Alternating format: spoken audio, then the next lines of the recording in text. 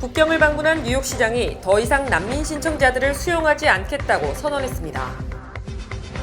에릭 아담스 뉴욕시장이 올해 낙태 접근권 대폭 확대, 성교육 강화, 의료 접근권 격차 해소 등을 중점 추진하겠다고 강조했습니다. 미동부 지역을 대표하는 30여 명의 태권도 원로들과 관장, 사범들이 미동부 태권도 총연합회를 발족시켰습니다. 미국민들이 코로나19를 겪으면서 교육에 대한 목표가 크게 바뀐 것으로 조사됐습니다. 아름다운 제품에서부터 아름다운 사회를 만들기까지 키스는 뉴욕에서 시작하여 현재는 전 세계 12,000명의 직원들과 함께 끊임없이 도전하는 기업입니다. 사람을 생각하고 존중하는 기업. 키스는 한인들이 사회의 주인공이 될 수 있도록 든든한 버팀목이 되겠습니다. 글로벌 뷰티 기업 키스. 뉴욕 주민들은 빠른 것을 좋아합니다. 코비드-19에도 빠른 조치가 중요합니다. 증상이 있는 경우 빠르게 검사와 치료를 받으세요. 치료는 빠를수록 좋으며 중증 질환 예방에 도움이 됩니다. 그러니 빠르게 조치하세요. 65세 이상과 기저질환자는 더 서두르세요. 검사 및 치료는 담당 의료 서비스 제공자 또는 212-268-4319로 전화하십시오. 기억하세요. 코비드-19 백신은 바이러스로 인한 중증 질환을 예방하는 최선의 방법입니다. 오늘 nih.gov/백신 파인더를 방문하세요. 시청자 여러분 안녕하십니까? 1월 18일 수요일 TKC 뉴스데스크 첫 소식입니다. 국경을 방문한 뉴욕시장이 더 이상 난민 신청자들을 수용하지 않겠다고 선언했습니다. 박하율 기자가 전합니다. 뉴욕시가 더 이상 난민 신청자들을 수용할 수 없다고 선언했습니다. 에릭 아담스 뉴욕시장은 작년 봄 이후 뉴욕시에 도착한 난민이 42,000여 명에 달한다며 연방정부 차원에서의 해결책이 필요하다고 목소리를 높였습니다. 아담스 시장에 따르면 뉴욕시로 들어온 난민 중 약 26,900명은 뉴욕 시민들의 세금으로 운영되는 대피소에 수용돼 있습니다. 이에 따라 난민 신청자 유입에 대응하기 위한 뉴욕시의 모든 지출을 연방정부가 지원해야 한다는 입장입니다. 또한 난민 문제는 국가 비상사태라면서 연방재난관리국이 나서 해결에 앞장서야 한다고 강조했습니다. 이어 아담스 시장은 이 문제에 대해 소극적인 태도를 보이고 있는 캐시 호컬 뉴욕 주지사에게도 난민들을 업스테이트 뉴욕으로 보내겠다고 압박하며 주정부 차원의 협력을 요구했습니다. 에릭 아담스 뉴욕시장이 올해 낙태 접근권 대폭 확대, 성교육 강화, 의료 접근권에 있어 인종 및 성별 간 격차 해소 등을 중점 추진하겠다고 강조했습니다. 아담스 시장은 또 18일 수요일부터 브롱스의 낙태시술소에서 임신 중전약 보급을 시작했으며 다른 낙태시술소도 내년과 후내년에 걸쳐 단계적으로 임신 중전약을 공급할 것이라고 말했습니다. 특히 브루클린의 크라운 하이츠, 맨해튼의 센트럴 할렘, 퀸즈의 자메이카를 중심으로 접근권을 강화할 것이며 뉴욕주는 물론 다른 주에서 온 여성들에게도 낙태시술 서비스를 제공합니다. 아담스 시장은 뉴욕시 성평등국이 모든 공립학교에 성교육 태스크포스를 구성하고 학생들에게 올바른 성인식 등을 심어줄 것이라고 말했습니다. 올 여름부터 브롱스와 브루클린, 맨해튼에서 20주짜리 고혈압 및 당뇨병 예방 프로그램을 실시하며 흑인이 백인보다 임산부 사망률이 9배나 높은 현실을 감안 인종 및 성별 의료 접근권 차별을 해소할 것이라고 강조했습니다. 미 동부 지역을 대표하는 30여 명의 태권도 원로들과 관장, 사범들이 미동부 태권도 총연합회를 발족시켰습니다. 뉴욕, 뉴저지, 코네티컷, 펜실베니아, 델라웨어, 매사추세츠, 뉴햄프셔, 로드아일랜드 등 미 동부 지역을 대표하는 30여 명의 태권도 원로들과 관장 및 사범들이 지난 14일 뉴저지 펠팍 한상식당에 모여 발기인 대회 및 창립총회를 개최하고 미동부 태권도 총연합회를 발족시켰습니다. 연합회 초대 회장에는 박행순 창립준비위원장이 선출됐습니다. 박 회장은 한국의 얼로 일컬어지는 한국의 고유 무술이자 스포츠인 태권도가 미 동부 지역을 중심으로 새롭게 태어나고 글로벌 시대 흐름에 발맞추어 성장, 발전해 갈 수 있는 초석을 놓는 일에 최선을 다하겠다며 미 동부 지역 태권도인들은 물론 동포 사회의 관심과 성원을 촉구했습니다. 미국민이 코로나19를 겪으면서 교육에 대한 목표가 크게 바뀐 것으로 조사됐습니다. 싱크탱크 포퓰리스가 지난해 9월 12일부터 30일까지 미국 성인 1,010명을 대상으로 초중고 교육의 개인적 목표와 사회적 목표를 조사한 결과 코로나19 이전과 크게 다른 결과가 나왔다고 밝혔습니다. 초중고 교육의 목표가 대학 입시 준비라는 답변은 개인적 목표 부문에서 코로나19 이전에는 10위였지만 이번에는 47위로 37개 단위나 낮아졌습니다. 하지만 사회적 목표로서의 대학 입시 준비는 3위로 57개 항목 중 매우 높은 위치를 점했습니다. 또 개인적 목표 1위는 개인 재정 관리나 식사 준비, 약속 지키는 법 등 인생을 살아가는 데 필요한 기술 습득이 차지했고 비판적 사고 능력 기르기가 2위, 인성교육이 3위, 읽기, 쓰기, 연산 등 기초학습 능력이 4위, 개인 맞춤형 교육 지원이 5위에 올랐습니다. 인종별로는 아시아는 대입 준비를 10위로 꼽아 코로나19 이전과 마찬가지로 대학 진학에 중점을 두고 있는 것으로 나타났습니다. 한국 영화와 드라마 등의 인기 힘입어 세계 언어 학습 시장에서 한국어가 큰 인기를 끌고 있습니다. CNN은 글로벌 언어 학습 어플 듀오링고의 자료를 인용해 한국어가 지난해 앱에서 7번째로 많이 학습된 언어로 부상했다고 어제 보도했습니다. 이 자료에 따르면 한국어는 서아시아와 동남아시아에서 인기를 끌면서 필리핀과 브루나이 등 4개국에서 1위에 올랐고 태국과 인도네시아, 파키스탄에서도 1등 자리를 위협하고 있습니다. 중국어는 많은 인구로 인해 세계에서 2번째로 많이 쓰이는 언어이지만 국가 이미지 하락으로 인해 외국어 학습 순위에서는 한국보다도 낮은 8위에 그쳤습니다. 특히 한국어는 아시아 언어 중에서 일본어 이외에 가장 많이 학습된 언어 2위에 올랐으며 일본을 근소한 차이로 추격하고 있습니다. CNN은 지난 20년간 K-팝과 드라마, 화장품, 패션, 식품 등이 세계 시장을 휩쓸면서 중국어와 일본어가 양분했던 아시아 언어 학습 시장에서 가장 강력한 언어가 되고 있다고 분석했습니다. 특히 아이돌 그룹 BTS, 2012년 싸이의 강남스타일, 2019년 영화 기생충, 2021년 오징어 게임 등 음악과 영화 등의 성공은 물론 한국 정부의 한류 전파 노력도 큰 영향을 미쳤다고 설명했습니다. 월스트리트 대형은행들의 규모가 너무 크고 복잡해 분할돼야 할 수도 있다고 통화감독청이 밝혔습니다. 마이클 시 통화감독청장 대행은 어제 브루킹스 연구소 연설에서 은행들이 너무 크고 복잡해 통제 위험 관리 실패, 뜻밖의 부정적인 일들이 너무 자주 발생하고 있다고 주장했습니다. 시 청장 대행은 이는 은행이 경영을 잘못해서가 아니라 조직의 규모와 복잡성 때문이라고 진단하고 업무 영역에 따라 분할돼야 할 수도 있다고 밝혔습니다. 시 청장 대행의 이 같은 발언은 거듭된 규제와 거액 벌금에도 불구하고 고객 1,600만 명에게 불법 수수료를 부과 37억 달러의 벌금을 부과받은 웰스파고 은행을 염두에 둔 것으로 풀이됩니다. 시 청장 대행은 대형은행의 문제는 다중적이며 더 심층적이고 잘 드러나지 않는다는 점에서 매우 심각하다. 이를 당장 해결하지 않는다면 미래에는 더 많은 사건으로 돌아올 수 있다고 지적했습니다.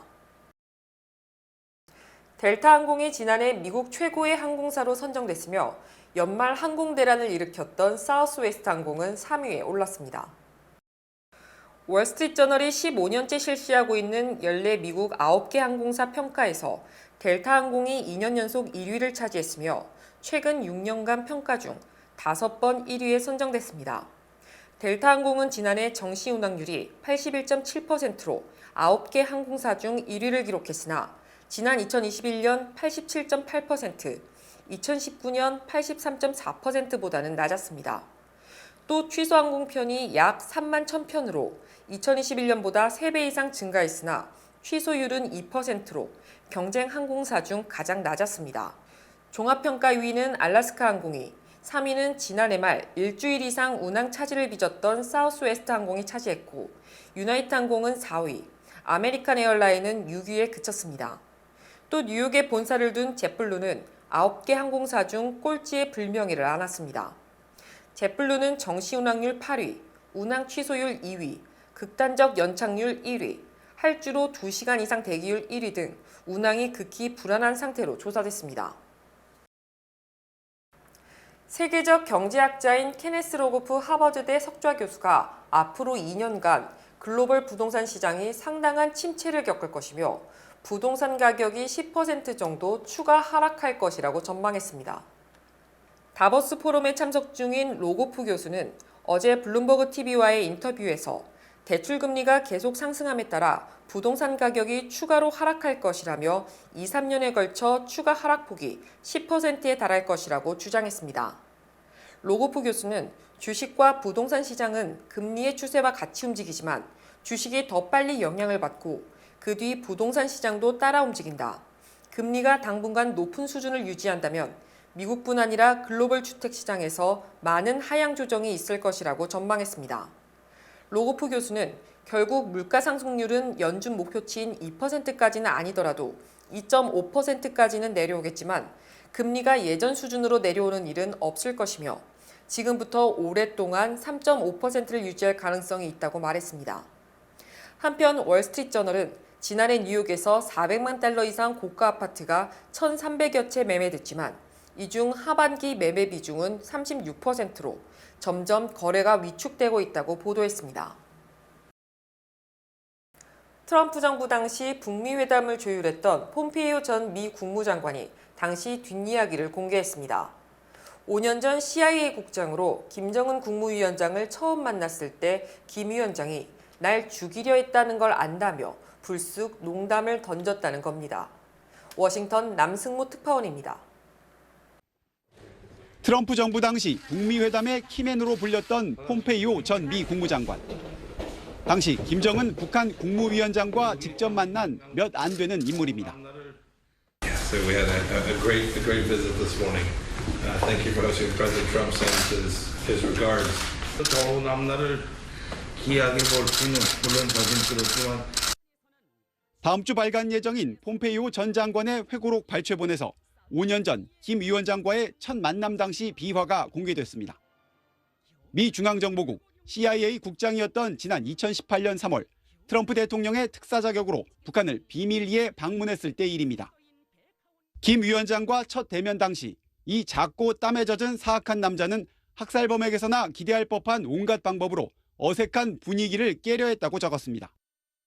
이어 김 위원장이 당신이 나타나리라 생각하지 못했고 당신이 나를 죽이려 했다는 것을 안다고 말해 당황했던 당시 상황을 전했습니다. 전혀 예상하지 못했던 말에 잠시 고민하다 나는 여전히 당신을 죽이려 한다며 유머스럽게 답했고 대화 직후 찍은 사진에서 김 위원장이 여전히 웃고 있어 자신의 말을 농담으로 확신한 것 같았다고 적었습니다. 폼페이오 전 장관은 지난 2019년 북미 하노이 회담 때도 참석했던 인물이어서 이번 회고록에 당시 회담 결렬 배경 등이 보다 구체적으로 담길지 주목됩니다. 워싱턴에서 SBS 남승모입니다. 미국에서 기저귀를 찬 4살 아이가 실탄이 들어있는 권총을 들고 이웃 주민을 겨누는 영상이 공개됐습니다. 급히 출동한 경찰이 아이 아빠를 방임 혐의로 체포했습니다. 김종원 특파원이 전합니다. 기저귀를 찬 채 아파트 복도를 서성이는 아이, 손에는 권총이 들려 있습니다. 이 아파트에 사는 4살 된 아이인데 익숙한 자세로 손가락을 방아쇠울에 넣은 채 여기저기 총을 겨눕니다. I went to go back outside. He was standing about right here holding it, and when I opened the door, he went to flip it up. 권총엔 실탄이 10여 발 들어 있었고 아이가 몇 번 방아쇠를 당기기도 했지만 다행히 약실에 총알이 없어 발사되진 않았습니다. 주민의 신고를 받고 경찰이 출동하자 아이 아빠는 집에 총이 없다고 잡아댔는데 아이가 경찰관에게 총이 숨겨진 곳을 가리켰고 아이 아빠는 아동 방임 혐의로 체포됐습니다. 앞서 지난해 6월엔 4살 아이가 자신의 아빠를 체포하는 경찰에게 총을 쏘는 사건이 있었습니다.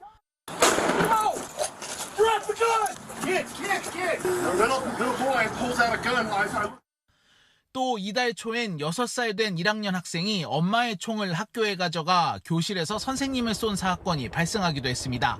총기 사건의 연령대가 유아와 어린이들로까지 내려가면서 총기 관리 문제의 심각성이 커지고 있는 겁니다.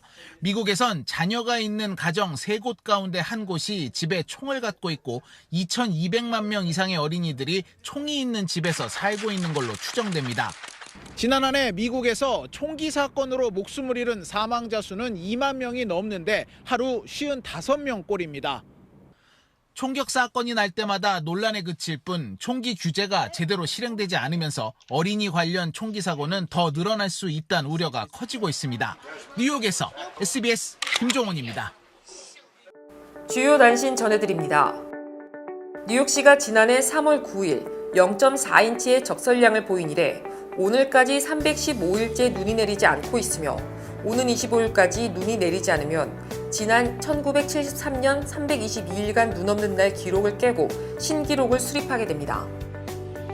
지난해 한국 영화와 드라마가 넷플릭스를 통해 세계적 인기를 독차지한 가운데 올해도 지난해보다 9편이 많은 34편이 편성될 것으로 알려졌습니다.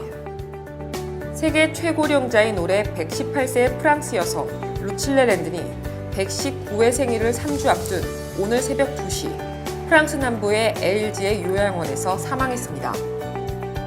어제 오후 9시쯤 퀸즈 파라커웨이에서 살인사건 희생자 추모식에 참석했던 여성 3명이 정체불명의 총격을 당해 자메이카 병원으로 긴급 후송됐으나 다행히 생명에는 지장이 없는 것으로 확인됐습니다.